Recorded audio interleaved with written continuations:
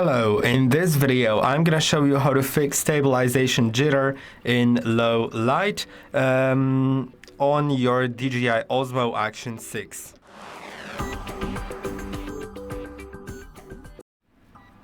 To do it, you will need to do a few things.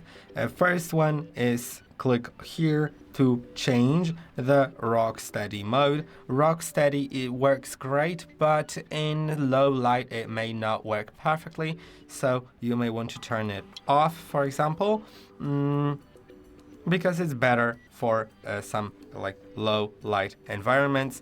Or you may also want to use super night mode instead of standard video, which is here when you slide. And then you can decide in that mode whether to use RockSteady or if it's still not great, and then disable RockSteady.